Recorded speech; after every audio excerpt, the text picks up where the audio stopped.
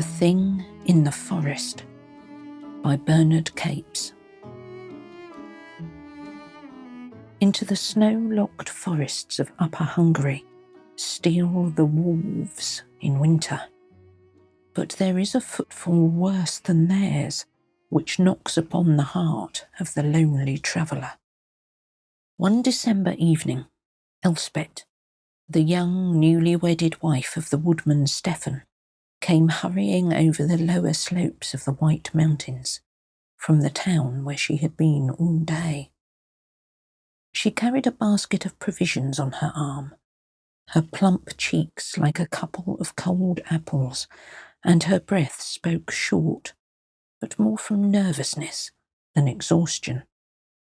It was nearing dusk, and she was glad to see the little lonely church in the hollow below, the hub, as it were, of many radiating paths through the trees, one of which was the road to her own warm cottage, yet half a mile away.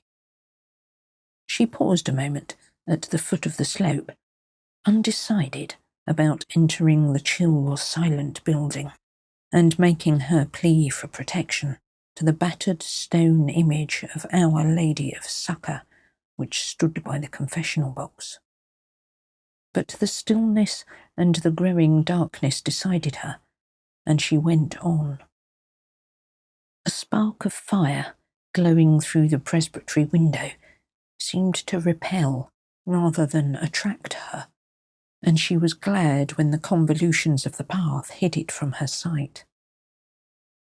Being new to the district, she had seen very little of Father Rule as yet, and somehow the penetrating, burning eyes of the pastor made her feel uncomfortable.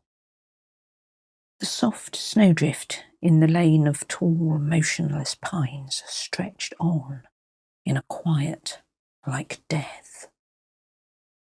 Somewhere, the sun, like a dead fire, had fallen into opalescent embers, faintly luminous, enough only to touch the shadows with a ghastlier pallor. It was so still that the light crunch of the girl's own footfalls trod on her heart like a desecration. Suddenly, there was something near her, something which had not been before. It had come like a shadow, without sound or warning. It was here, there, behind her. She turned in mortal panic and saw a wolf. With a strangled cry and trembling limbs, she strove to hurry on her way, and always she knew, though there was no whisper of pursuit, that the gliding shadow followed in her wake. Despite her terror, she stopped once more and faced it. A wolf. Was it a wolf? Oh, who could doubt it?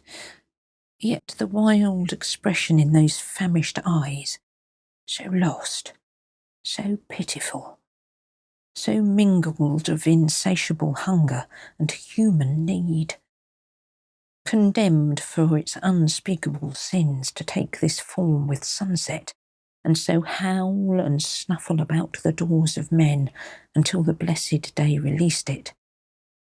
Not a wolf, a werewolf.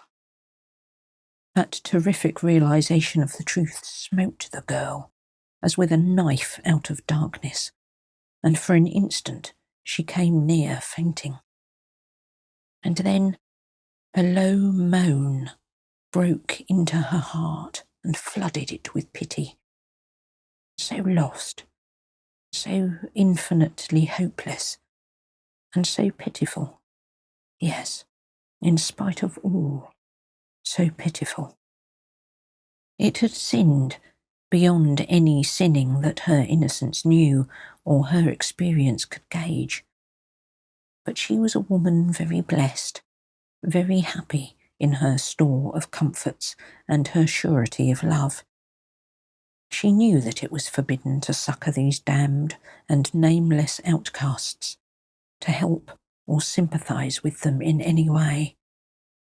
And yet, there was a good store of meat in her basket, and who need ever know or tell? With shaking hands she found and threw a sop to the desolate brute, and then turning, sped upon her way.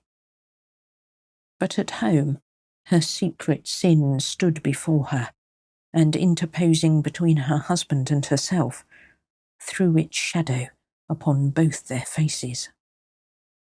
What had she dared? What had she done? By her own hand she had forfeited her birthright of innocence.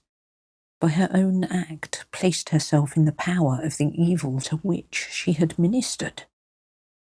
All that night she lay in shame and horror, and all the next day she moved in a dumb agony. Driven unendurably by the memory of that troubled, bewildered face, as twilight threatened, she put on her cloak and went down to the little church in the hollow to confess her sin. "Mother, forgive and save me," she whispered as she passed the statue. After ringing the bell for the confessor, she knelt at the confessional box in the dim chapel, as cold and empty as a waiting vault. Then the chancel rail clicked, and the footsteps of Father Rule came rustling over the stones. He took his seat behind the grating, and with many sighs and falterings, Elspeth avowed her guilt. And as with bowed head she ended, a strange sound answered her. It was like a low laugh, and yet not so much like a laugh as a snarl. With a shock as of death, she raised her face. It was Father Rule who sat there, and yet it was not Father Rule. In that time of twilight, his face was already changing, narrowing, becoming wolfish. The eyes rounded and the jaw slavered. She gasped and shrunk back, and at that, barking and snapping at the grating, with a wicked look, she heard him coming. Sheer horror lent her wings, and with a scream she sprang to her feet and fled. Her cloak caught in something. There was a wrench, a crash, and like a flood, oblivion overswept her. It was the old deaf sacristan who found them lying there, the woman unhurt but insensible, the priest crushed out of life by the fall of the ancient statue, long tottering to its collapse. She recovered, for her part. For his, no one knows where he lies buried.